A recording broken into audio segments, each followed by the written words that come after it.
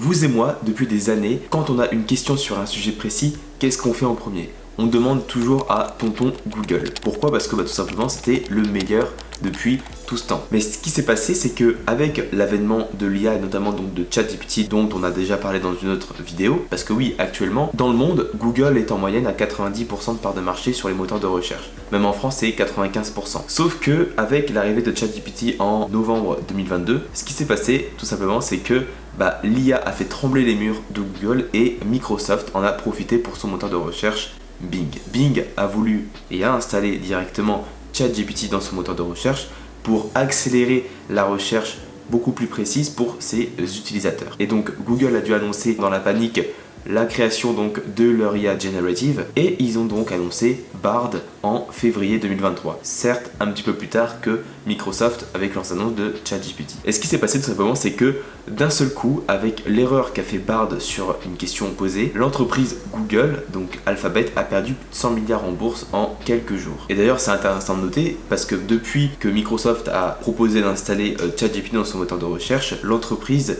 détient approximativement 9% de part de marché. Aujourd'hui, je vais vous parler donc des dernières évolutions qu'il y a eu sur le moteur Google. La mise à jour a eu lieu le 10 mai 2023 et on a énormément de choses qui vont bouger. J'avais déjà fait une vidéo sur la mise à jour avec Google Helpful Content. Je vous invite à regarder d'abord parce que ça va aussi être une continuité par rapport à celle-ci. Mais aujourd'hui, on va vraiment s'intéresser à tout l'avènement et tous les changements majeurs qu'ils vont avoir pour le SEO et donc notamment sur Google. Alors restez bien jusqu'à la fin de la vidéo parce que je vais vous partager les 10 mises à jour qui ont lieu sur le moteur de recherche Google, notamment avec l'IA, mais également sans l'IA, et ça je vous réserve un petit bonus pour la fin. Le premier point tout simplement, c'est donc forcément l'avènement donc de l'intelligence artificielle directement dans le moteur de recherche. Pour des questions qui vont être assez précises, au fur et à mesure du temps, on va avoir directement une réponse générée par l'IA. On a eu par exemple un screenshot d'une personne donc, qui a posé la question de quel chien choisir quand on a une famille de 3 enfants, et directement on a déjà un exemple donc de comment ça pourrait apparaître, et l'IA en fait directement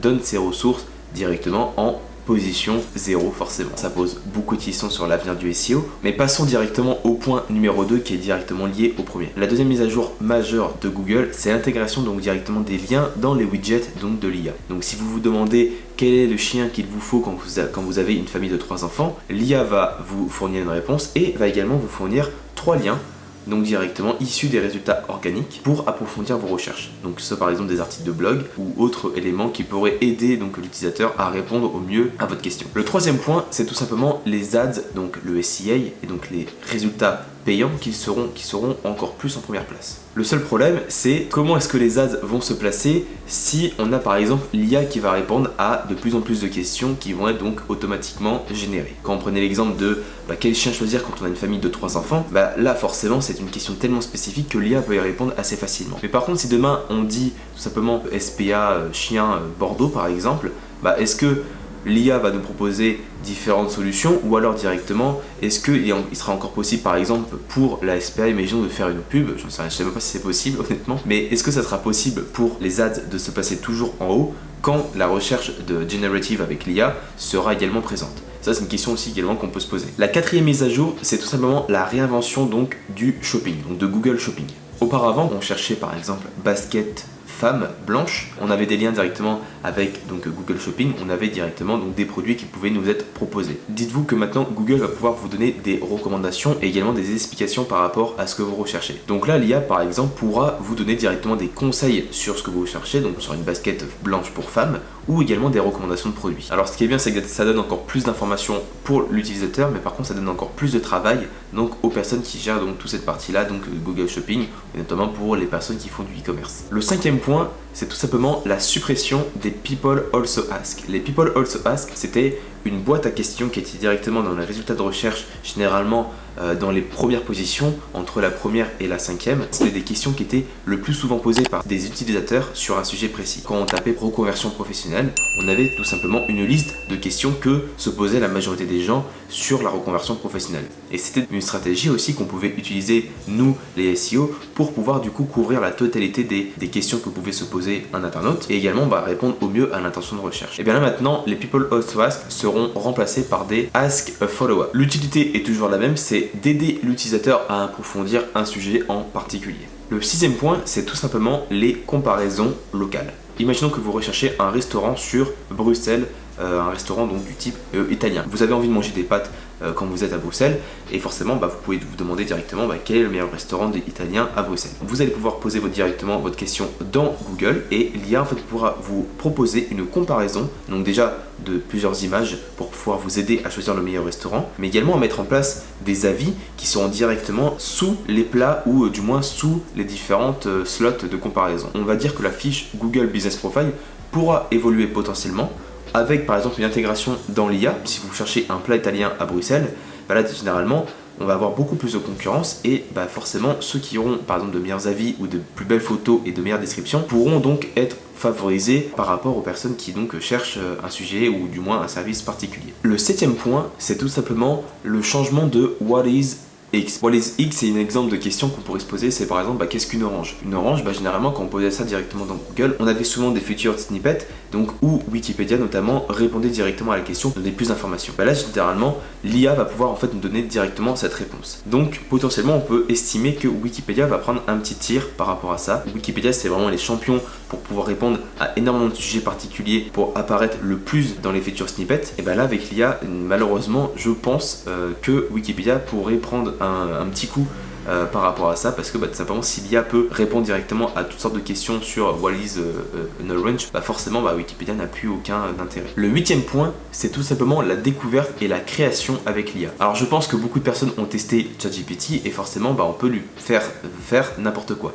Ou du moins on peut répondre à n'importe quelle question ou nous aider à traiter n'importe quel sujet. Imaginons par exemple qu'on souhaite écrire un poème, vous pouvez le faire avec ChatGPT assez facilement, on pourra le faire directement dans Google. Et le dernier point, ce n'est pas du tout par rapport à l'IA, mais c'est hyper intéressant et hyper important, c'est l'apparition d'un onglet supplémentaire qui sera donc dans les résultats de recherche, qui sera donc nommé Perspective. Perspective, ça va tout simplement être un onglet qui va vous fournir un maximum d'informations sur des réseaux sociaux complètement diverses à Google. Si vous avez une question sur un sujet précis, sur encore une fois basket femme blanche, imaginons, je sais pas, vous pouvez avoir des TikTok qui peuvent apparaître avec des personnes qui vous font des TikTok ou des Reels qui vous expliquent quels sont le top 5 des meilleures basket femmes blanches en 2023. Imaginons. Vous allez avoir un maximum d'informations, donc sous forme de news, donc de réseaux sociaux, et ça peut vraiment changer la donne.